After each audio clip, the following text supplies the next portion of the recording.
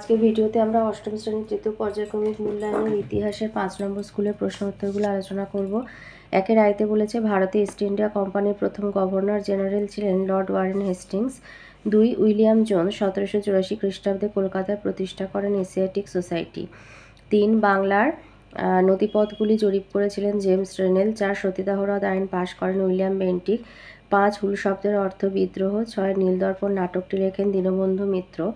7 ভারত সভার সঙ্গে যুক্ত ছিলেন সুরেন্দ্রনাথ বন্দ্যোপাধ্যায়। 8 বাংলা বিভাজনের উদ্যোগ গ্রহণ করেছিলেন লর্ড কার্জন। 9 তাম্রলিপ্ত জাতীয় সরকার গঠিত হয় সতীশচন্দ্র সামন্তের নেতৃত্বে। 10 1924 খ্রিস্টাব্দে কলকাতা কর্পোরেশনের মেয়র হন চিত্তরঞ্জন দাস।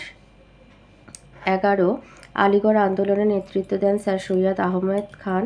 12 পাকিস্তান রাষ্ট্রের কথা বলেন চৌধুরী রহমত আলী। 13 স্বাধীন ভারতের সংবিধানের মূল রূপকার বি.আর. আম্বেদকর। 14 আধুনিক ভারতের সবথেকে বড় কৃষক আন্দোলন সংঘটিত হয়েছিল তেলেঙ্গানায়। 2 এতে আছে ঠিক বা ভুল লেখো। আইতে বলেছে লর্ড কর্নওয়ালিস সিভিল সার্ভিস ব্যবস্থা চালু করেন ঠিক। 2 বিধবা বিবাহের পক্ষে আন্দোলন করেছিলেন দেবেন্দ্রনাথ ঠাকুর ভুল। 3 মুসলিম লীগের প্রতিষ্ঠাতা ছিলেন মোহাম্মদ আলী জিন্নাহ ভুল। বি আছে শূন্যস্থান পূরণ করো। আইতে হবে William Carey Kolkata fort William college প্রতিষ্ঠা করেন। 2 তিতুমির বারাসাত আন্দোলনের নেতৃত্ব দিয়েছিলেন। 3 দিয়েছে জাতীয় কংগ্রেসের প্রথম সভাপতি ছিলেন উমেশচন্দ্র বন্দ্যোপাধ্যায়। 4 ভগৎ সিংয়ের ফাঁসি হয় 1931 খ্রিস্টাব্দে। সিতে আসি পূর্ণ বাক্যে উত্তর দিতে বলেছে। আইতে বলেছে বাংলায় ইজাদারি ব্যবস্থা কে চালু করেন, এটা আছে তোমাদের বইয়ের 49 পাতায়। এই যে ওয়ারেন হেস্টিং, জুন মাসে ওয়ারেন হেস্টিং নতুন ভূমি রাজস্ব বন্দোবস্ত চালু করেছিলেন, এটাকেই বলা হচ্ছে ইজারাদারি বন্দোবস্ত। 1772 খ্রিস্টাব্দে জুন মাসে ওয়ারেন হেস্টিংস। 2 দিয়েছে ব্রাহ্ম সমাজ কত খ্রিস্টাব্দে গড়ে ওঠে, 1828 খ্রিস্টাব্দে। 3 বলেছে অনুশীলন সমিতি কে প্রতিষ্ঠা করেছিলেন, এটা আছে তোমাদের বইয়ের 112 পাতায়। অনুশীলন সমিতি কে প্রতিষ্ঠা করেছিলেন, এই যে সতীশচন্দ্র বসু প্রতিষ্ঠিত অনুশীলন সমিতি অন্যতম বিখ্যাত প্রতিষ্ঠান। তাহলে সতীশচন্দ্র বসু অনুশীলন সমিতি প্রতিষ্ঠা করেন সতীশ কুমার বসু। 4 আছে কোন জাহাজে প্রথম নৌবিদ্রোহ শুরু হয়েছিল, এটা আছে 132 পাতায়। এই যে তলোয়ার জাহাজে প্রথম নৌবিদ্রোহ শুরু হয়েছিল। 5 দিয়েছে কৃষক প্রজাপার্টি কে প্রতিষ্ঠা করেন, এটা আছে 143 পাতায়।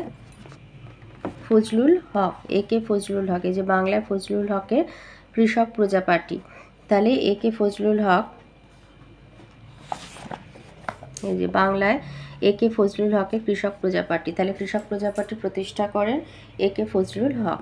6 দিয়েছে পশ্চিমবঙ্গের কোন কোন জেলায় জেলা পরিষদ নেই, এটা আছে বইয়ের 153 পাতায়।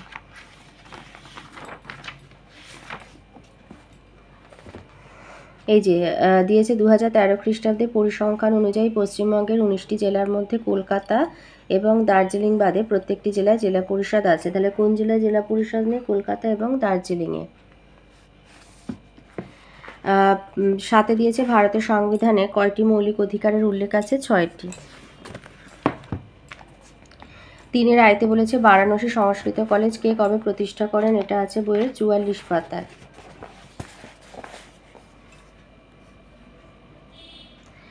বারাণসী মানেই বেনারসে আর কি। 1791 খ্রিস্টাব্দে বেনারসে জোনাথন ডানকান প্রতিষ্ঠা করেছিলেন সংস্কৃত কলেজ। 1791 খ্রিস্টাব্দে জোনাথন ডানকান বারাণসী সংস্কৃত কলেজ প্রতিষ্ঠা করেন। অথবা বলেছে ভারতে ব্রিটিশ প্রেসিডেন্সি ব্যবস্থা কিভাবে গড়ে উঠেছিল, এটা আছে বইয়ের 35 পাতায়। এই যে ঔপনিবেশিক কর্তৃত্ব প্রতিষ্ঠা 3 অধ্যায়। ব্রিটিশ ইস্ট ইন্ডিয়া কোম্পানির আদতে ছিল একটি বণিক সংস্থা। ভারতীয় উপমহাদেশে বাণিজ্যের স্বার্থে তারা কতগুলি ঘাঁটি তৈরি করেছিল, সেই ঘাঁটিগুলির মধ্যে ছিল মাদ্রাজ, বোম্বাই ও কলকাতা। কালক্রমে 3টি বাণিজ্য ঘাঁটিকে কেন্দ্র করে ব্রিটিশ প্রেসিডেন্সি ব্যবস্থা তৈরি হয়েছিল। 2 বলেছে ডিরোজিওর পুরো নাম কি এবং তিনি কোন কলেজের শিক্ষক, এটা আছে বইয়ের 80 পাতায়। এগুলো ইংলিশের সংখ্যা, 80 পাতায় লেখ। ডিরোজিওর পুরো নাম হচ্ছে হেনরি লুই ভিভিয়ান ডিরোজিও, তিনি হিন্দু কলেজের শিক্ষক ছিলেন। তাহলে হেনরি লুই ভিভিয়ান ডিরোজিও আর তিনি হিন্দু কলেজের শিক্ষক ছিলেন। অথবা মহাবিদ্রোহের প্রত্যক্ষ কারণ কি, 2 নম্বর মহাবিদ্রোহের প্রত্যক্ষ কারণ কি, 1857 খ্রিস্টাব্দে গোড়ার দিকে গুজব ছড়ায় যে নতুন এনফিল্ড রাইফেলের টোটাগুলিতে গরু আর শূকরের চর্বি মেশানো রয়েছে। এই টোটাগুলি রাইফেলে ভরার আগে দাঁত দিয়ে কেটে নিতে হতো। এর ফলে সিপাহীদের মনে বিশ্বাস তৈরি হয় যে কোম্পানি ষড়যন্ত্র করে রাইফেলের টোটার মাধ্যমে তাদের জাত ও ধর্ম নষ্ট করার চেষ্টা করছে।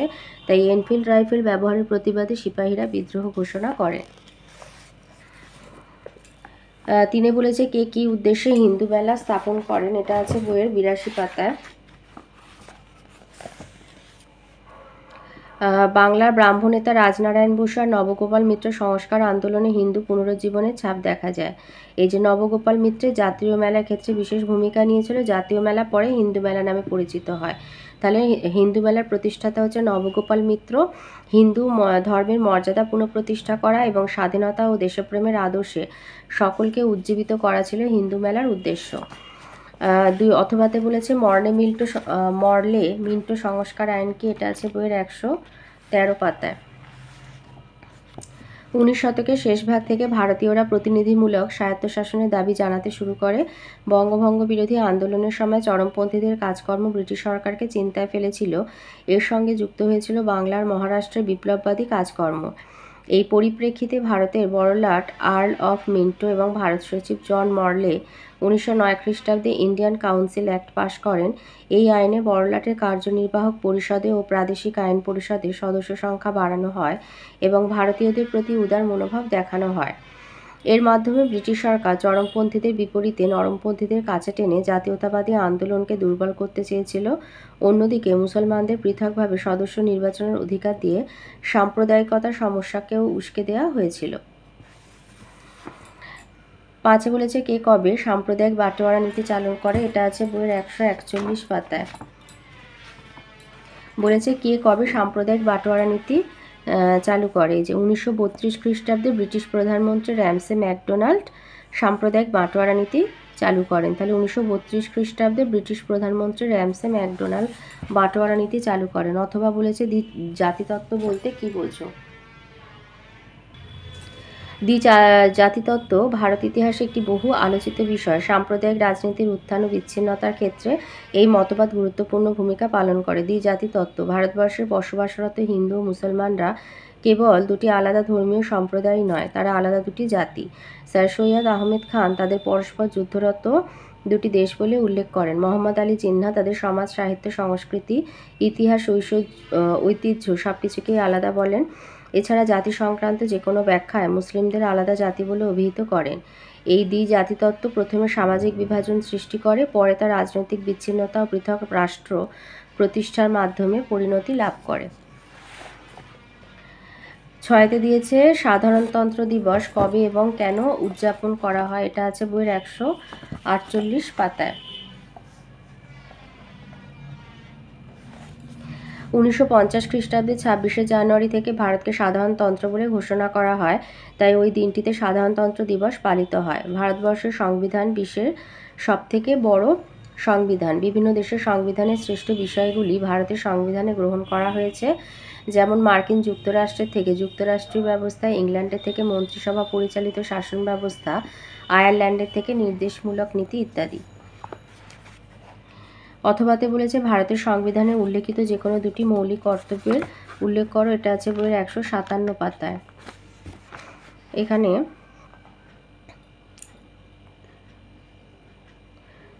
11টা আছে, তো দুটো বলেছে দুটি মৌলিক কর্তব্য। একটা হচ্ছে সংবিধানের আদর্শ, বিভিন্ন সাংবিধানিক প্রতিষ্ঠান, জাতীয় পতাকা এবং জাতীয় স্তোত্রের প্রতি সম্মান দেখানো। আর 2 হচ্ছে ভারতের স্বাধীনতা সংগ্রামের মহৎ আদর্শগুলির সংরক্ষণ ও অনুসরণ করা। 4 আয়তে দিয়েছে নারী শিক্ষা প্রসারে বিদ্যাসাগরের অবদান সংক্ষেপে আলোচনা করো, এটা আছে বইয়ের 80 পাতাতে। নারী শিক্ষা বিস্তারের প্রতিও বিদ্যাসাগর নজর দিয়েছিলেন। বেথুন স্কুলে যাতে মেয়েরা পড়তে যায় তার জন্য তিনি ব্যক্তিগত উদ্যোগ নিয়েছিলেন। স্কুল পরিদর্শকের কাজ করার সময় নিজের খরচে অনেকগুলি মেয়েদের স্কুল তৈরি করেছিলেন বিদ্যাসাগর। বাংলার বিভিন্ন জেলায় ছড়িয়ে থাকা সেই স্কুলগুলিতে অনেক মেয়েই পড়াশোনা করত। অথবাতে বলেছে সাঁওতাল বিদ্রোহের কারণগুলি উল্লেখ করো। ইংরেজ ইস্ট ইন্ডিয়া কোম্পানির শাসন নীতির বিরুদ্ধে ভারতে যেসব উপজাতি বিদ্রোহ ঘটে, সাঁওতাল বিদ্রোহ ছিল তাদের মধ্যে বিশেষ উল্লেখযোগ্য। দুটি প্রধান কারণ, এক হচ্ছে মহাজনদের শোষণ। সাঁওতালদের সুদের বিনিময়ে টাকা ধার দেওয়ার জন্য দামিনী কোহ অঞ্চলে ধূর্ত এবং অর্থলোভী মহাজনদের আগমন ঘটেছিল। সাঁওতালরা তাদের অভাবের সময় মহাজনদের কাছে ঋণ নিত এবং মহাজনদের ঋণের জালে জড়িয়ে পড়ত। মহাজনেরা 50% থেকে 500% পর্যন্ত সুদ আদায় করত এবং বংশ পরম্পরায় সেই ঋণ শোধ করতে হতো। এই মহাজনদের শোষণ থেকে মুক্তির আশায় সাঁওতালরা বিদ্রোহী হয়েছিল। 2 হচ্ছে সরকারি কর্মচারীদের অত্যাচার। সরকারি কর্মচারীগণ সরলপ্রাণ সাঁওতালদের বিভিন্নভাবে অত্যাচার করত। তারা সাঁওতালদের হাঁস, মুরগি, ছাগল প্রভৃতি কেড়ে নিত এবং পুরুষ ও নারীদের অত্যাচার করত। এই অত্যাচার থেকে মুক্তি পাওয়ার জন্য সাঁওতালরা বিদ্রোহ করেছিল। এই সমস্ত কারণ সাঁওতালদের বিক্ষুব্ধ করে তোলে। তারপর সিধু কানহুর নেতৃত্বে ভাগনাডিহির মাঠে জমায়েত থেকে সাঁওতাল বিদ্রোহের সূচনা হয়। 2 দিয়েছে জাতীয় কংগ্রেস প্রতিষ্ঠায় হিউমের ভূমিকা লেখো। এটা আছে তোমাদের বইয়ের 98 পাতায়। এখান থেকে এতটা লিখে দেবে যে জাতীয় কংগ্রেসের প্রতিষ্ঠার পেছনে হিউমের ভূমিকাকে ঘিরে এক ধরনের অতিকথন তৈরি হয়েছিল। 1913 খ্রিস্টাব্দে প্রাক্তন সিভিল সার্ভেন্ট উইলিয়াম ওয়েডারবার্নের লেখা হিউমের একটি জীবনী সেই জন্য দায়ী। ওয়েডারবার্ন জানান যে হিউম ও বড়লাট লর্ড ডাফরিনের যৌথ উদ্যোগেই নাকি জাতীয় কংগ্রেসের সৃষ্টি হয়েছিল। এই তত্ত্বটি কংগ্রেস প্রতিষ্ঠার হিউম ডাফরিন ষড়যন্ত্র তত্ত্ব বলে পরিচিত। দীর্ঘদিন হিউম ডাফরিন ষড়যন্ত্র তত্ত্ব দিয়ে কংগ্রেস প্রতিষ্ঠার উদ্যোগকে ব্যাখ্যা করা হতো, কিন্তু ওই তত্ত্বে বেশ কিছু ফাঁক দেখা যায়। তাছাড়া কংগ্রেসের উদ্যোগ নিয়ে ডাফরিন সন্দিহান ছিলেন।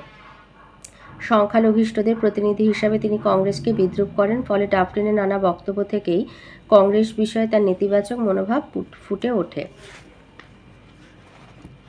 তবে কংগ্রেসে প্রতিষ্ঠায় হিউমের কোনো ভূমিকা ছিল না তা নয়, কিন্তু তাকে ষড়যন্ত্রের তত্ত্বের ধাঁচে ফেললে অনৈতিহাসিক দোষ ঘটবে। নানা ঘটনায় ভারতীয়দের মধ্যে ব্রিটিশ বিরোধী অসন্তোষ প্রকাশ পেয়েছিল। ফলে রাজনৈতিকভাবে উদারমনা হিউম চেয়েছিলেন এমন একটি সংগঠন তৈরি হোক যা ভারতীয়দের স্বার্থ রক্ষা করবে। তবে হিউম যদি উদ্যোগ নাও নিতেন, তবুও ওই সময় নাগাদ জাতীয় কংগ্রেসের মতো একটি সংগঠন প্রতিষ্ঠা হতো, কারণ তার সমস্ত পটভূমি আগে থেকেই তৈরি হয়েছিল। এই পর্যন্ত বলে দেবে। 3 নাম্বার আছে অথবাতে দিয়েছে লর্ড কার্জনের বাংলা ভাগের উদ্দেশ্য কী ছিল। এটা আছে বইয়ের 107 পাতায়। লিখবে 20 শতকের প্রথম দশকে বাংলায় বঙ্গভঙ্গ বিরোধী স্বদেশী আন্দোলন চরমপন্থার সবথেকে জোরালো নজির ছিল। শেষ পর্যন্ত এই আন্দোলনকে কেন্দ্র করেই সর্বভারতীয় স্তরে নরমপন্থার বিকল্প হিসাবে চরমপন্থার বাস্তব রূপটি হাজির হয়েছিল। লর্ড কার্জন প্রস্তাবিত বাংলা বিভাজনের উদ্যোগকে রদ করার জন্যই বঙ্গভঙ্গ বিরোধী স্বদেশী আন্দোলন গড়ে তোলা হয়েছিল। বাংলায় ব্রিটিশ শাসনের সমালোচক ও বিরোধী রাজনৈতিক শক্তিগুলিকে দুর্বল করার উদ্দেশ্যে কার্জন বাংলা ভাগের পরিকল্পনা করেছিলেন। 19বিংশ শতকেই বাংলার প্রেসিডেন্সির ভৌগোলিক সীমানা ছিল বিরাট। ওই বিরাট অঞ্চলের সুষ্ঠু প্রশাসনিক তদারকি ক্রমেই অসুবিধাজনক ও ব্যয়বহুল হয়ে পড়েছিল। তার ফলে বাংলা প্রেসিডেন্সির প্রশাসনিক বিভাজন নিয়ে আলোচনা শুরু হয়। 1874 খ্রিস্টাব্দে অসমকে স্বতন্ত্র অঞ্চল হিসাবে বাংলা থেকে আলাদা করে দেওয়া হয়। 1901 খ্রিস্টাব্দে কার্জনের আমলে জনগণনায় দেখা যায় বাংলার জনসংখ্যা 7,80,00,000 ছাড়িয়ে গেছে। ফলে বাংলা বিভাজনের তড়িঘড়ি উদ্যোগ নেন কার্জন।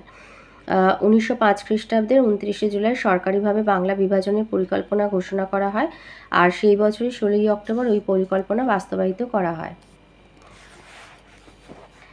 তিনি দিয়েছে মহাত্মা গান্ধীর সত্যাগ্রহ আদর্শের মূল ভাবনা কী ছিল। এটা রায়মার্টিন থেকে দিয়েছি, 225 পৃষ্ঠায় রয়েছে। এই যে দক্ষিণ আফ্রিকায় থাকার সময় বিভিন্ন গ্রন্থ পাঠ করে মহাত্মা গান্ধী সত্যাগ্রহ আদর্শ গড়ে তোলেন। রাজনৈতিক আন্দোলনের নতুন পথ ছিল সত্যাগ্রহ আদর্শের মূল ভাবনা। সাধারণ অর্থে সত্যের প্রতি আগ্রহকে সত্যাগ্রহ বলে। গান্ধীজির মতে যা সত্য ন্যায়সঙ্গত সেই বিশ্বাসে অনর থেকে শান্ত আর নিরস্ত্রভাবে সংযম আর অহিংসার সঙ্গে অন্যায়ের বিরুদ্ধে প্রতিবাদ করে প্রতিপক্ষের হৃদয় জয় করা হলো সত্যাগ্রহ। গান্ধীজি মনে করতেন মানুষের জীবনের চূড়ান্ত লক্ষ্য হলো সত্য অনুসন্ধান করা, তাই রাজনৈতিক আন্দোলনেরও চূড়ান্ত উদ্দেশ্য হওয়া উচিত সত্যের প্রতি আগ্রহ এবং নিষ্ঠা। অথবা বলেছে আজাদ হিন্দ বাহিনী ভারতীয়দের মনে কী প্রভাব ফেলেছিল। এটা রায়মার্টিন থেকে দিচ্ছি, 234 পাতায় আছে। ভারতের মুক্তি সংগ্রামে নেতাজি এবং আজাদ হিন্দ ফৌজের ভূমিকা বিশেষ মর্যাদার স্থান অধিকার করে আছে। তাই বন্দী আজাদি সেনাদের বিচার ভারতীয়দের মধ্যেও প্রতিক্রিয়া সৃষ্টি করে। ভারতীয়দের প্রতিক্রিয়া সহানুভূতি। 1945 খ্রিস্টাব্দের 5ই নভেম্বর দিল্লির লালকেল্লায় আজাদি সেনাদের বিচার শুরু হলে দেশবাসীর সহানুভূতি সৃষ্টি হয়। এমনকি কংগ্রেস নেতা জওহরলাল নেহেরু ভুলাভাই দেশাই আইনজীবী হিসাবে আজাদি সেনাদের পাশে দাঁড়ান।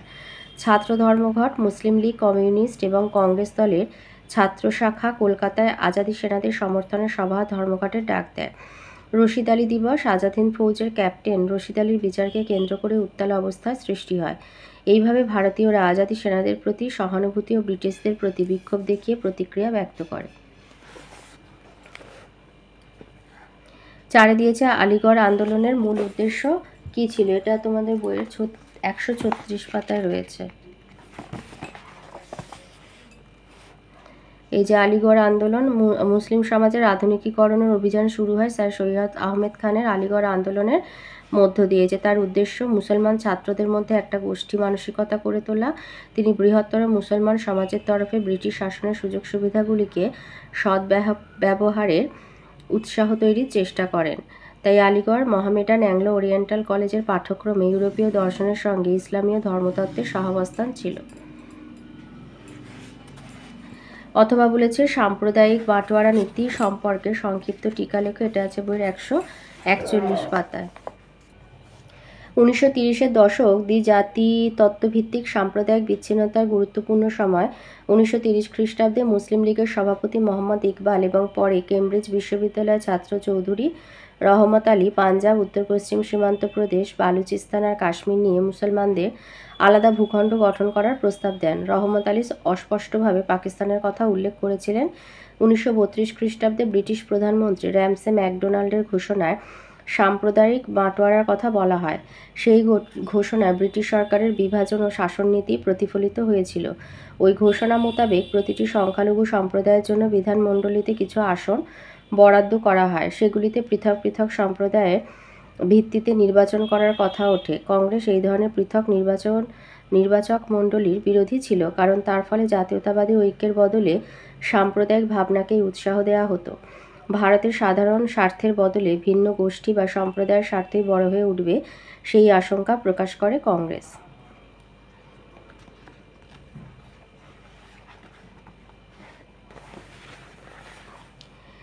5 দিয়েছে ভারতবর্ষকে গণতান্ত্রিক প্রজাতন্ত্র বলার তাৎপর্য কী। এটা ছায়া প্রকাশনী 218 পৃষ্ঠায় রয়েছে। গণতান্ত্রিক প্রজাতন্ত্র বলার তাৎপর্য কী। গণতন্ত্র হচ্ছে ভারতবর্ষ একটি গণতান্ত্রিক দেশ। ভারতীয় সমাজে সব মানুষ সমান মর্যাদা, অধিকার ও সুযোগ সুবিধা ভোগের অধিকারী। এখানে অর্থনৈতিক বা জন্মগত বৈষম্য স্বীকার করা হয় না। ভারতের প্রতিটি প্রাপ্তবয়স্ক নাগরিক ভোটদানের অধিকারী। আর 2 হচ্ছে বিশেষ শর্ত পূরণে প্রত্যেকেই নির্বাচনে জয়ী হয়ে শাসন কার্যে অংশ নিতে পারেন। প্রজাতন্ত্র। ভারতবর্ষ একটি প্রজাতান্ত্রিক দেশ। প্রজাতন্ত্র বা সাধারণতন্ত্রের বৈশিষ্ট্য অনুযায়ী 1 হচ্ছে রাষ্ট্রপ্রধান উত্তরাধিকার সূত্রে ক্ষমতা লাভ করেন না, তাকে জনগণের প্রত্যক্ষ বা পরোক্ষ ভোটে নির্বাচিত হতে হয়। আর 2, এখানে রাজা বা রাজতন্ত্রের কোনো স্থান নেই। অথবাতে আছে মহাত্মা গান্ধী দলিতদের অধিকার প্রতিষ্ঠার জন্য কী কী উদ্যোগ নিয়েছিলেন। এটাও ছায়া প্রকাশনী থেকে দিচ্ছি। ছায়া প্রকাশনী 228 পাতায় রয়েছে।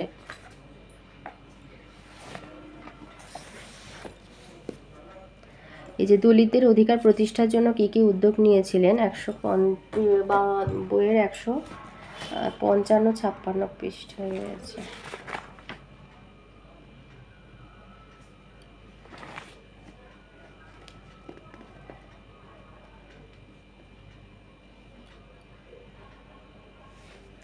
আচ্ছা, 1 হচ্ছে নিখিল ভারত হরিজন সংঘ প্রতিষ্ঠা। গান্ধীজি দলিতদের সার্বিক কল্যাণের লক্ষ্যে নিখিল ভারত হরিজন সংঘ প্রতিষ্ঠা করেন। এই সংঘ সমগ্র ভারতে দলিতদের অধিকার প্রতিষ্ঠা ও অস্পৃশ্যতা বিরোধী আন্দোলন সংগঠিত ও পরিচালিত করে।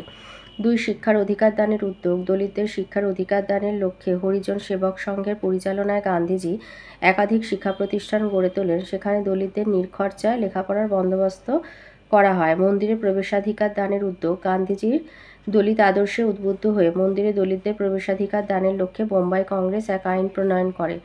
অন্যান্য অধিকার দানের উদ্যোগ। গান্ধীজির সক্রিয় সহযোগিতায় দলিতদের জন্য ম্যাথরদের ইউনিয়ন, আবাসন সমিতি, সমবায় ঋণ সমিতি গড়ে ওঠে। 5 আয়তে আছে ব্রাহ্ম আন্দোলনের মূল বক্তব্য কী ছিল আর ব্রাহ্ম আন্দোলনের সীমাবদ্ধতাগুলি বিশ্লেষণ করো। ব্রাহ্ম আন্দোলনের মূল বক্তব্য কী ছিল আর ব্রাহ্ম আন্দোলনের সীমাবদ্ধতাগুলি উল্লেখ করো। ব্রাহ্ম আন্দোলনের মূল বক্তব্য হচ্ছে রাজা রামমোহন রায় 1815 খ্রিস্টাব্দে কলকাতায় যে আত্মীয় সভা গঠন করেন সেটি থেকেই 1828 খ্রিস্টাব্দে ব্রাহ্ম সমাজ গড়ে ওঠে। রাজা রামমোহনের পরবর্তীকালে ব্রাহ্ম আন্দোলন পরিচালনা করেন দেবেন্দ্রনাথ ঠাকুর, কেশবচন্দ্র সেন প্রমুখ ব্রাহ্ম নেতা। মূল বক্তব্য এক হচ্ছে সমাজ সংস্কার। ভারতীয় সমাজের মধ্যে বিভিন্ন ধরনের কুসংস্কার ছিল। ব্রাহ্ম আন্দোলনকারীরা হিন্দু সমাজে প্রচলিত সতীদাহ, বাল্যবিবাহ, বহুবিবাহ, কৌলীন্য প্রথা, সাগরে সন্তান বিসর্জন প্রভৃতি সামাজিক কুসংস্কারের বিরুদ্ধে আন্দোলন করেছিলেন। 2 হচ্ছে নারী সমাজের উন্নয়ন। ব্রাহ্ম সমাজ সংস্কারগণ নারীদের উন্নয়নের জন্য প্রচার করেছিলেন। তারা নারীদের অধিকার প্রতিষ্ঠা ও নারী শিক্ষার উপর গুরুত্ব দিয়েছিলেন। ব্রাহ্ম আন্দোলনের সীমাবদ্ধতা। ব্রাহ্ম আন্দোলন ভারতের সমাজ সংস্কারে গুরুত্বপূর্ণ ভূমিকা পালন করলেও এর সীমাবদ্ধতা ছিল।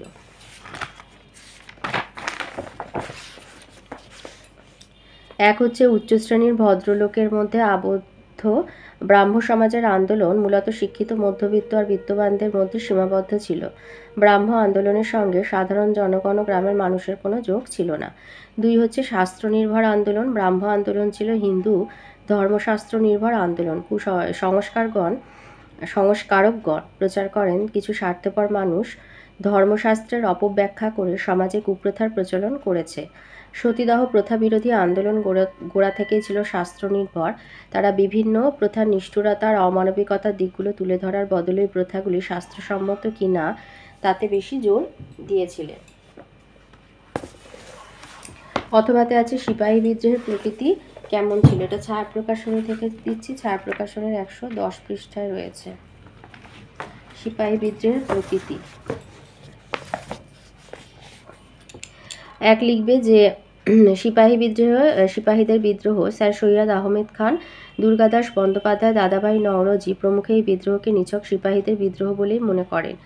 তাদের মতে এক হচ্ছে এই বিদ্রোহে বিভিন্ন গোষ্ঠী যোগ দিয়েছিল নিজ নিজ স্বার্থ সিদ্ধির জন্য, কোনো জাতীয় স্বার্থের চিন্তা তারা করেনি। 2 হচ্ছে দেশের বহু মানুষ ও গোষ্ঠী এই বিদ্রোহ থেকে দূরে ছিল। সিন্ধিয়া, গায়কোয়াড়, হোলকার, ত্রিবাঙ্কুরের রাজারা এই বিদ্রোহে যোগ দেননি। 3 হচ্ছে দেশের শিক্ষিত মধ্যবিত্ত শ্রেণী 1857 বিদ্রোহকে সমর্থন করেনি। এইসব কারণে এই বিদ্রোহকে জাতীয় আন্দোলন বলা চলে না। 2 হচ্ছে সামন্তদের বিদ্রোহ। মার্ক্সবাদী ইতিহাসবিদ রজনীপাল দত্ত এই বিদ্রোহকে রক্ষণশীল ও সামন্ততান্ত্রিক শক্তিগুলির অভ্যুত্থান বলে উল্লেখ করেছেন। কারণ নানা সাহেব, লক্ষ্মীবাঈ, কুনওয়ার সিং প্রমুখ সামন্ত শ্রেণীর মানুষ নিজেদের স্বার্থ সিদ্ধির জন্য এই বিদ্রোহে নেতৃত্ব দেন। 3 হচ্ছে জাতীয় বিদ্রোহ। জন কে, জে.বি. নর্টন, ম্যালেসন প্রমুখ ইতিহাসবিদ 1857 মহাবিদ্রোহকে একটি জাতীয় বিদ্রোহ বলে মনে করেন। ইতিহাসবিদ শশীভূষণ চৌধুরী দৃঢ়তার সঙ্গে বলেছেন যে এটি ছিল সাম্রাজ্যবাদ বিরোধী জাতীয় যুদ্ধ। বিদ্রোহীরা দ্বিতীয় বাহাদুর শাহকে সম্রাট রূপে ঘোষণা করে জাতীয়তাবাদী মনোভাবের পরিচয় দেয়। 4 হচ্ছে গণবিদ্রোহ। একথা নিঃসন্দেহে বলা যায় যে আপামর ভারতবাসী স্বতঃস্ফূর্তভাবে এই বিদ্রোহে যোগ দিয়েছিল। লক্ষ লক্ষ ভারতবাসী সর্বস্ব পণ করে সিপাহীদের সঙ্গে এই বিদ্রোহে যোগ দেয়। 5 প্রথম স্বাধীনতা যুদ্ধ। দেশপ্রেমিক বিনায়ক দামোদর সাভারকার তার the Indian war of independence গ্রন্থে মহাবিদ্রোহকে ভারতের প্রথম স্বাধীনতা যুদ্ধ বলে বর্ণনা করেছেন। পি.সি. যোশী তার 1857 ইন ওয়ার হিস্ট্রি প্রবন্ধে মহাবিদ্রোহকে স্বাধীনতা যুদ্ধ বলে উল্লেখ করেছেন। কার্ল মার্কস ও ফ্রেডারিক অ্যাঙ্গেলস ও মহাবিদ্রোহকে মুক্তি সংগ্রাম বলে অভিহিত করেছেন। 5 2 নম্বর প্রশ্ন বলেছে ভারতের স্বাধীনতা সংগ্রামে চরমপন্থী মতবাদের উদ্ভবের কারণগুলি আলোচনা করো। ভারতীয় জাতীয় কংগ্রেসের প্রথম পর্বে নরমপন্থী নেতৃবৃন্দ ব্রিটিশ সরকারের মহানুভবতার প্রতি আস্থাবান ছিলেন এবং আবেদন নিবেদন নীতিতে বিশ্বাসী ছিলেন, কিন্তু তাদের আবেদন নিবেদন নীতি ব্যর্থ হলে ভারতীয় রাজনীতিতে চরমপন্থী মতবাদের উদ্ভবের পটভূমি রচিত হয়। তার কারণ এক হচ্ছে নরমপন্থী নেতাদের আবেদন নিবেদন নীতির ব্যর্থতা। কংগ্রেসের প্রথম পর্বের নেতারা ইংরেজ সরকারের শুভবুদ্ধি আর ন্যায় বিচারের প্রতি আস্থাবান ছিলেন। তারা বিভিন্ন অধিকার আদায়ের জন্য আবেদন নিবেদন নীতির পক্ষপাতী ছিলেন, কিন্তু ব্রিটিশ সরকার নরমপন্থীদের সম্পূর্ণ অগ্রাহ্য করেছিল। তাই কংগ্রেসের তরুণ নেতারা হতাশাগ্রস্ত হয়ে পড়ে এবং বলিষ্ঠ কর্মপন্থা নিয়ে চরমপন্থী আন্দোলনের পথে পা বাড়ায়। 2 হচ্ছে লর্ড কার্জনের প্রতিক্রিয়াশীল নীতি ও বঙ্গভঙ্গ। বড়লাট লর্ড কার্জনের প্রতিক্রিয়াশীল নীতিকে চরমপন্থী মতবাদের উদ্ভবের প্রত্যক্ষ কারণ হিসাবে চিহ্নিত করা যায়। লর্ড কার্জন 1899 খ্রিস্টাব্দে কলকাতা পৌরসভা আইন, 1904 খ্রিস্টাব্দে বিশ্ববিদ্যালয় আইন পাশ করে ভারতীয়দের স্বায়ত্তশাসন ও শিক্ষার অধিকার খর্ব করেন।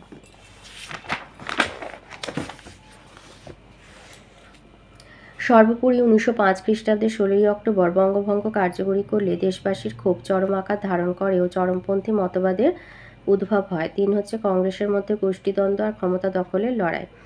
কেমব্রিজ ঐতিহাসিকদের মতে চরমপন্থী মতবাদের উদ্ভবের কারণ হচ্ছে কংগ্রেস নেতাদের মধ্যে গোষ্ঠীদ্বন্দ্ব আর ক্ষমতা দখলের লড়াই। তারা বলেছেন যে লালা লাজপত রায়, বাল গঙ্গাধর তিলক, বিপিনচন্দ্র পাল, চিদম্বরম পিল্লাই প্রমুখরা কংগ্রেসের প্রতিপক্ষ গোষ্ঠীকে ক্ষমতাচ্যুত করতে না পেরে চরমপন্থা গ্রহণ করেছিলেন। ডক্টর সুমিত সরকার বলেছেন যে কংগ্রেসের মধ্যে গোষ্ঠীদ্বন্দ্ব বা বিরোধ ছিল, তা ছিল সম্পূর্ণ আদর্শগত বিরোধ। 4 হচ্ছে নেতৃবৃন্দের প্রভাব। কংগ্রেসের নেতৃবৃন্দের মধ্যে চরমপন্থী মতবাদের উদ্ভব ও বিকাশে বিশেষ ভূমিকা পালন করেছিলেন পাঞ্জাবের লালা লাজপত রায়, মহারাষ্ট্রের বাল গঙ্গাধর তিলক, বাংলার বিপিনচন্দ্র পাল, অরবিন্দ ঘোষ প্রমুখ। তিলক দৃপ্তকণ্ঠে ঘোষণা করেছিলেন, স্বরাজ আমার জন্মগত অধিকার এবং আমি তা অর্জন করবই। তাদের প্রচার আর সম্পাদিত পত্রিকাগুলি জনমত গঠনে বিশেষ ভূমিকা পালন করেছিল। নরমপন্থীদের বিরোধিতা করে চরমপন্থী মতবাদের উদ্ভব হলেও চরমপন্থীরাও বিশেষ সাফল্য অর্জন করতে পারেনি। চরমপন্থীদের আবেগ, সাহস ও দৃঢ়তা থাকলেও তারা কংগ্রেসে কর্তৃত্ব প্রতিষ্ঠা করতে পারেনি। তবে এই ব্যর্থতা সত্ত্বেও তারা ভারতের জাতীয় আন্দোলনে এক নতুন প্রাণের সঞ্চার করেছিল। তারা দেশবাসীকে আপসহীন সংগ্রামের পথ দেখিয়েছিল।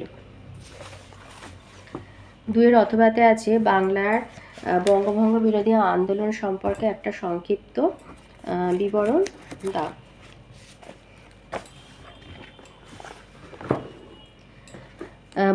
বড়লাট লর্ড কার্জন 1905 খ্রিস্টাব্দে 16ই অক্টোবর বঙ্গভঙ্গের পরিকল্পনা কার্যকর করেন। তার উদ্দেশ্য এক হচ্ছে জাতীয় আন্দোলনকে দুর্বল করা। লর্ড কার্জন ভারতীয় রাজনৈতিক আন্দোলনের মধ্যমণি বাংলাকে দ্বিখণ্ডিত করে জাতীয় আন্দোলনকে দুর্বল করতে চেয়েছিলেন। 2 হিন্দু মুসলমানের মধ্যে বিভেদ সৃষ্টি করা। লর্ড কার্জন হিন্দু আর মুসলমানদের মধ্যে বিভেদ সৃষ্টি করার জন্য বাংলা ভাগ করেছিলেন। তিনি নবগঠিত পূর্ববঙ্গের মুসলমানদের ইংরেজ সরকারের সমর্থকে পরিণত করতে চেয়েছিলেন। পূর্ববঙ্গ আসাম প্রদেশের 3 কোটি লোকের মধ্যে হিন্দু ছিল 1 কোটি 20 লক্ষ আর মুসলমান ছিল 1 কোটি 80 লক্ষ। 3 হচ্ছে বাংলাকে দুর্বল করা। বাংলাকে দুর্বল করার জন্য লর্ড কার্জন বঙ্গভঙ্গ কার্যকরী করেছিলেন। তৎকালীন স্বরাষ্ট্র সচিব রিজলি লিখেছেন, ঐক্যবদ্ধ বাংলা একটি শক্তি, বিভক্ত বাংলা নানা টানাপোড়েনে পর্যুস্ত হবে। 4 হচ্ছে ইংরেজ চা ব্যবসায়ীদের স্বার্থ রক্ষা। লর্ড কার্জন আসামের ইংরেজ চা ব্যবসায়ীদের স্বার্থের কথা চিন্তা করে বাংলা ভাগ করেছিলেন, কারণ নবগঠিত পূর্ববঙ্গ আর আসাম প্রদেশে চা ব্যবসায়ীরা চট্টগ্রাম বন্দরের সুবিধা ভোগ করতে পারবে। ভারতীয়দের বিরোধিতার কারণ, ভারতীয়রা বঙ্গভঙ্গের পরিকল্পনা মানতে পারেনি, কারণ এক হচ্ছে ইংরেজদের দূরভিসন্ধি উপলব্ধি। ভারতীয়রা বুঝতে পেরেছিল যে ইংরেজদের আসল উদ্দেশ্য হলো ভারতীয়দের রাজনীতির মধ্যমণি বাঙালিদের দুর্বল করা। 2 হচ্ছে বঙ্গমায়ের অঙ্গচ্ছেদ। বাঙালিরা বাংলা ভাগকে বঙ্গমায়ের অঙ্গচ্ছেদ হিসাবে দেখেছিল। আসলে বাংলা ভাগ ছিল একই ভাষাভাষী ও সংস্কৃতির মানুষের মধ্যে বিভেদ সৃষ্টি করা। বঙ্গভঙ্গ রদ 1911 খ্রিস্টাব্দে বঙ্গভঙ্গ রদ হয়েছিল। 3 আছে সাইমন কমিশন কেন গঠন করা হয়েছিল আর সাইমন কমিশনের বিরুদ্ধে ভারতীয়রা কেন আন্দোলন করেছিল। ইংল্যান্ডের ঔপনিবেশিক নীতি ছিল উপনিবেশগুলিকে ধাপে ধাপে স্বায়ত্তশাসনের উপযোগী করে তোলা। এই নীতি অনুসারে অন্যান্য উপনিবেশের মতো ভারতীয় শাসন সংস্কার করা হয়। 1919 খ্রিস্টাব্দে মন্টেগু চেমসফোর্ড সংস্কার আইনের কার্যকারিতা বিচার করার জন্য সাইমন কমিশন গঠিত হয়। কিছু ত্রুটির জন্য ভারতীয়রা এই কমিশনের বিরুদ্ধে প্রতিবাদ করে। গঠনের কারণ এক হচ্ছে ইংল্যান্ডের সাধারণ নির্বাচন। 1919 খ্রিস্টাব্দে মন্টেগু চেমসফোর্ড সংস্কার আইন পাশের সময় 10 বছর পর তার পর্যালোচনার বিধান ছিল। ইংল্যান্ডের সাধারণ নির্বাচনের আগে রক্ষণশীল ও উদারবাদী 2 দলই ভারতপ্রেমী হয়ে ওঠে। তাদের চেষ্টায় বিধানটি সংশোধিত হয়। 10 বছরের মধ্যে ফলশ্রুতি ছিল সাইমন কমিশন গঠন। 2 হচ্ছে ইংল্যান্ডের ঔপনিবেশিক নীতি। ইংল্যান্ড তার উপনিবেশগুলিকে বিভিন্ন শাসন সংস্কার আইনের মাধ্যমে স্বায়ত্তশাসনের উপযোগী করে তোলে। এরই অঙ্গ হিসাবে 1919 খ্রিস্টাব্দের মন্টেগু চেমসফোর্ড আইন পাশ হয়। এর সুবিধা ভারতীয়রা কতটা কাজে লাগাতে পেরেছে তা খতিয়ে দেখা আর এর ভিত্তিতে আগামী দিনে কেমন শাসন সংস্কার দরকার তা সুপারিশ করার জন্য এই কমিশন গঠিত হয়। এছাড়া 1919 খ্রিস্টাব্দে ইন্ডিয়া কাউন্সিল অ্যাক্ট পাশ হওয়ার সময় বলা হয় 10 বছর পর একটা রাজকীয় কমিশন গঠন করা হবে, কিন্তু ব্রিটিশ সরকার 1929 খ্রিস্টাব্দে 2 বছর আগে সাইমন কমিশন নিয়োগ করে। এই কমিশন নিয়োগের কারণ ছিল 1929 খ্রিস্টাব্দ ছিল ইংল্যান্ডের সাধারণ নির্বাচনের বছর 1 আর 2 হচ্ছে ভারতীয় আন্দোলনকারীদের চাপও ব্রিটিশ সরকারের কমিশন নিয়োগকে ত্বরান্বিত করেছিল। সাইমন কমিশনের বিরুদ্ধে ভারতীয়দের প্রতিক্রিয়া। কিন্তু সাইমন কমিশনের বিরুদ্ধে ভারতীয়রা তীব্র অসন্তোষ প্রকাশ করেছিল। কারণ এক হচ্ছে, সাইমন কমিশনে কোনো ভারতীয় সদস্য ছিলেন না, সকলেই ছিল শ্বেতাঙ্গ সদস্য। তাই আন্দোলনকারী ভারতীয়রা একে অল হোয়াইট কমিশন বলে নিন্দা করেছিল। দুই হচ্ছে, একটি অভারতীয় কমিশন ভারতীয়দের শাসনতান্ত্রিক যোগ্যতা বিচার করবে, এটি ভারতীয়দের পক্ষে খুবই লজ্জাজনক ব্যাপার বলে মনে হয়েছিল। ভারতীয়দের আন্দোলন। 1928 খ্রিস্টাব্দে 3রা ফেব্রুয়ারি সাইমনের নেতৃত্বে 7 সদস্যের কমিশন বোম্বাই বন্দরে পদার্পণ করলে বিপুল গণবিক্ষোভ দেখা দেয়। এক হচ্ছে, কমিশনের বিরুদ্ধে দেশজুড়ে হরতাল শুরু হয়। 2, কমিশনকে জাতীয় অপমান মনে করে জনগণ গো ব্যাক সাইমন ধ্বনি দেয় বা সাইমন ফিরে যাও। 3, জাতীয় Congress, Hindu Mahasabha, liberal federation party, communist party এই কমিশনের বিরোধিতা করেছিল। লালা লাজপত রায়ের ভূমিকা। কংগ্রেসের চরমপন্থী নেতা লালা লাজপত রায় 1928 খ্রিস্টাব্দে 30শে অক্টোবর সাইমন কমিশন বিরোধী এক মিছিলে নেতৃত্ব দিতে গিয়ে লাহোরে পুলিশের হাতে প্রহৃত হন। মাথায় প্রচণ্ড আঘাত পাওয়ার জন্য 1928 খ্রিস্টাব্দে 17ই নভেম্বর তিনি মারা যান। লালা লাজপত রায়ের আত্মদান ভারতীয় জাতীয়তাবাদী আন্দোলনকে আরও শক্তিশালী করেছিল। তবে ভারতীয়দের প্রবল বিরোধিতা সত্ত্বেও কমিশন 2 বছর ধরে কাজ চালিয়ে যায় এবং 1930 খ্রিস্টাব্দে সরকারের কাছে রিপোর্ট পেশ করে। এই রিপোর্টের ভিত্তিতে 1935 খ্রিস্টাব্দে ভারত শাসন আইন পাশ হয়। ভারতীয়দের মধ্যে সাইমন কমিশন বিরোধী আন্দোলনের মানসিকতা পরবর্তীকালে মহাত্মা গান্ধীর নেতৃত্বে আইন অমান্য আন্দোলনের পটভূমি রচনা করেছিল। অথবাতে বলেছে, ভারতের স্বাধীনতা আন্দোলনে নেতাজি সুভাষচন্দ্র বসুর অবদান সম্পর্কে সংক্ষেপে আলোচনা করো।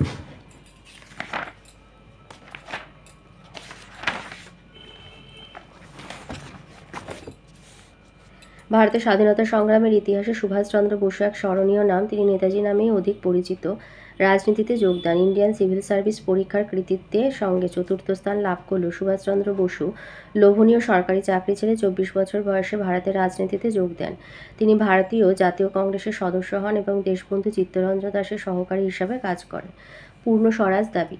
কংগ্রেসের বাম গোষ্ঠীর নেতা ছিলেন জওহরলাল নেহরু, সুভাষচন্দ্র বসু, শ্রীনিবাস আয়েঙ্গার ও হযরত মোহনী। 1928 খ্রিস্টাব্দে কলকাতা অধিবেশনে এই গোষ্ঠী স্বায়ত্তশাসনের বদলে পূর্ণ স্বরাজ লাভের দাবি তোলে। পরবর্তী লাহোর অধিবেশনে এই দাবি পাশ হয়। ভারতীয় জাতীয় কংগ্রেসের সভাপতি। জাতীয় কংগ্রেসের যুবগোষ্ঠী আর বামপন্থী মনোভাবাপন্ন ব্যক্তিদের কাছে সুভাষচন্দ্রের নেতৃত্ব গ্রহণযোগ্য হয়ে ওঠে। তিনি 1938 খ্রিস্টাব্দে কংগ্রেসের হরিপুরা অধিবেশনে সভাপতি নির্বাচিত হন। পরের বছর 1939 খ্রিস্টাব্দে ত্রিপুরী অধিবেশনেও তিনি আবার সভাপতি নির্বাচিত হন। ফরওয়ার্ড ব্লক প্রতিষ্ঠা। সুভাষচন্দ্র বসু কংগ্রেস সভাপতি নির্বাচিত হলেও তিনি গান্ধীজির সমর্থন পাননি। গান্ধীজির ইঙ্গিতে কংগ্রেস কর্মসমিতির সদস্যরা পদত্যাগ করেন। সুভাষচন্দ্র বসুর পক্ষে কাজ করা অসম্ভব হয়, অগত্যা তিনিও পদত্যাগ করেন। এরপর তিনি বামপন্থীদের নিয়ে ফরওয়ার্ড ব্লক প্রতিষ্ঠা করেন। নেতাজির দেশত্যাগ। ইংরেজ সরকার 1940 খ্রিস্টাব্দে ভারত রক্ষা আইনে সুভাষচন্দ্রকে গ্রেপ্তার করে। কারাগারে তার স্বাস্থ্যের অবনতি ঘটলে তাকে অন্তরীণ করে রাখা হয়। এই অবস্থা থেকে 1941 খ্রিস্টাব্দে গভীর রাতে মোহাম্মদ জিয়াউদ্দিনের ছদ্মবেশে তিনি দেশত্যাগ করেন। জার্মানিতে নেতাজি সুভাষচন্দ্র কাবুল ও রাশিয়া হয়ে জার্মানিতে পৌঁছান। সেখানে জার্মান সরকারের হাতে বন্দী ভারতীয় সেনাদের নিয়ে ফ্রি ইন্ডিয়ান লিজিয়ন নামে একটি সেনাদল গঠন করেন। এখানে সুভাষচন্দ্র নেতাজির বলে খ্যাত হন। জাপানে নেতাজি জার্মানি থেকে জাপানে এসে জাপানের সাহায্য নিয়ে ভারতের স্বাধীনতা সংগ্রাম পরিচালনা করার পরিকল্পনা করেন এবং তিনি জার্মানি থেকে সমুদ্রপথে সাবমেরিনের সাহায্যে জাপানে উপস্থিত হন। জাপানের প্রধানমন্ত্রী তোজো ভারতের স্বাধীনতা যুদ্ধে নেতাজিকে সব রকম সাহায্যে প্রতিশ্রুতি দেন। আজাদ হিন্দ ফৌজের নেতৃত্ব গ্রহণ। জাপানের হাতে বন্দী ভারতীয় সৈন্যদের নিয়ে বিপ্লবী রাসবিহারী বসু আর ক্যাপ্টেন মোহন সিং আজাদ হিন্দ ফৌজ গঠন করেন। নেতাজি সিঙ্গাপুরে এসে আজাদ হিন্দ ফৌজের নেতৃত্বভার গ্রহণ করেন 1943 খ্রিস্টাব্দে 25শে আগস্ট। আজাদ হিন্দ সরকার প্রতিষ্ঠা। নেতাজি সিঙ্গাপুরে আজাদ হিন্দ সরকার নামে স্বাধীন ভারত সরকার প্রতিষ্ঠার কথা ঘোষণা করেন। জাপান, জার্মানি, ইটালি সহ 9টি দেশ এই সরকারকে স্বীকৃতি দেয়। ভারত অভিযান। নেতাজির নেতৃত্বে আজাদ হিন্দ ফৌজ ভারত অভিযান করে এবং রণধ্বনি দেয়, দিল্লি চলো। এই সেনাদল ভারতের 150 মাইল এলাকা ব্রিটিশ শাসনমুক্ত করেছিল। কিন্তু দ্বিতীয় বিশ্বযুদ্ধে জাপান মিত্রশক্তির কাছে আত্মসমর্পণ করলে আজাদ হিন্দ ফৌজও অস্ত্র ত্যাগ করতে বাধ্য হয়। কথিত আছে এই সময় 1945 খ্রিস্টাব্দের 18ই আগস্ট এক বিমান দুর্ঘটনায় নেতাজির মৃত্যু হয়। ভারতের স্বাধীনতার জন্য নেতাজি এবং তার আজাদ হিন্দ ফৌজের আত্মত্যাগ চিরস্মরণীয় হয়ে থাকবে।